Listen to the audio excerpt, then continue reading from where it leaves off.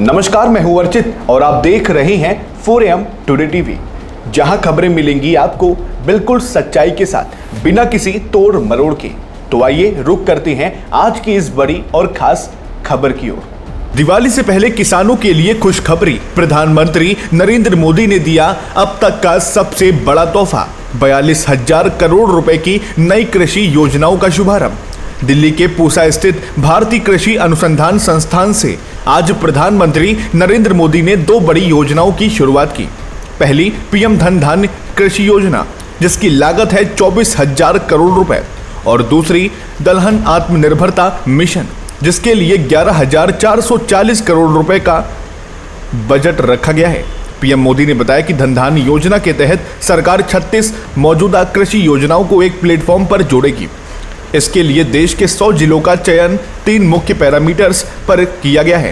पहला, खेत की पैदावार कितनी है, दूसरा, साल में कितनी बार खेती होती है, और तीसरा, किसानों को लोन या निवेश की कितनी सुविधा मिलती है। इस योजना का मकसद है कृषि उत्पादकता बढ़ाना, फसल विविधीकरण को बढ़ावा देना और टिकाऊ खेती को प्रोत्साहित करना।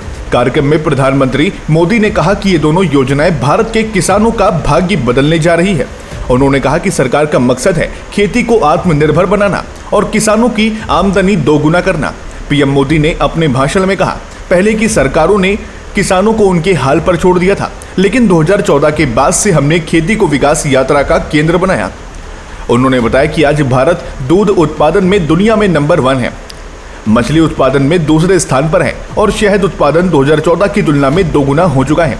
पीएम मोदी ने यह भी कहा कि दलहन आत्मनिर्भरता मिशन सिर्फ दाल उत्पादन का नहीं, बल्कि आने वाली पीढ़ियों को सशक्त बनाने का अभियान है। किसानों को अब बेहतर बीज, भंडारण सुविधाएं और उपज की सुनिश्चित खरीद का सीधा लाभ मिलेगा। बीते 11 सालों में भारत का कृषि निर्यात 2 गुना हुआ है। अनाज और फल सब्जियों का उत्पादन लगातार बढ़ा है और अब इन नई योजनाओं के साथ भारत की खेती को मिलेगी नई ताकत, नया विजन और नया विश्वास।